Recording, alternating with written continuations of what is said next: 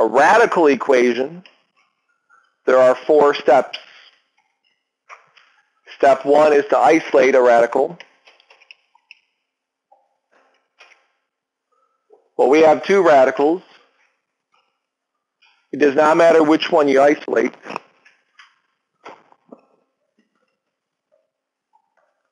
So we're going to isolate the first one by adding the second one to both sides.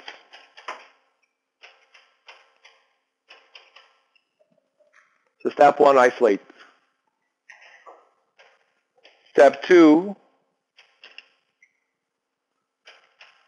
you're going to raise both sides to a power.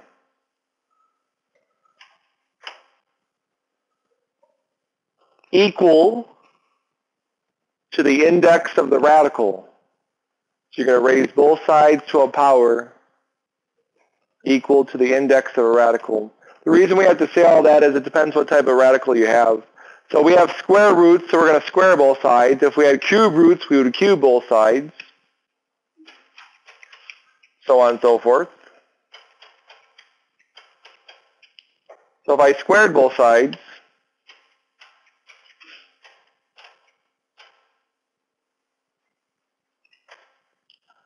how many terms on the left am I squaring?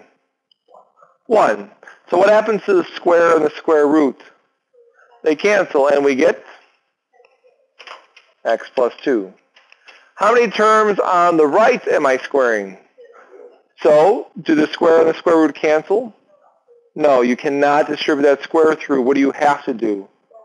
FOIL it out. So if you would, FOIL that out. If you need to write this binomial next to each other, next to itself, to do the first outer inner last, that's good. How does the right-hand side FOIL? X minus 5.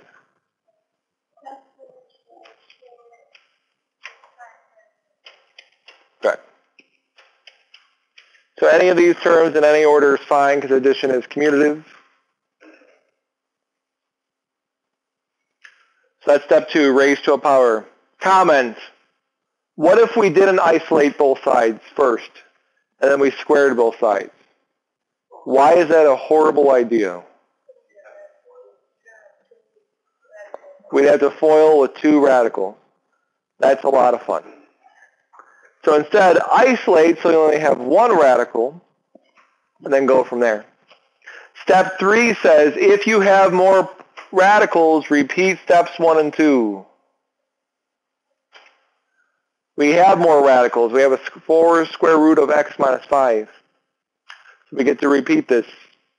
So step 1, isolate the radical. What are we going to do to both sides? Yep, we're going to subtract all this stuff. Notice there goes your x's. Notice these numbers combined are negative 1. So we would add 1 to both sides. So on the left we have 3. On the right we get 4 square roots of x minus 5. Now if you don't want to work with fractions, you can leave the 4 where it is, but just be careful. You have to square both sides, including the 4. Or since there's only 1 term there, namely the 3 on the left, it's okay if we went to 3/4 equals that square root. So that would be the end of the new step 1. What does the new step 2 say to do? Yep. So again, we have an isolated square root, so we're going to square both sides. So if we square the 3/4, what do we get? Equals x minus 5. Adding 5 to both sides without a calculator, what is 5 plus 9/16?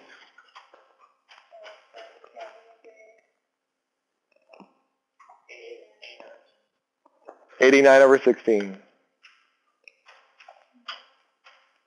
Because 5 is 80/16. So plus 9 more is 89/16. Now, when you check this, always go back to the original. By squaring, cubing, whatnot, you might be making false answers, but 89/16 is okay. Oh, and I forgot to write, that was step 4. solve as normal.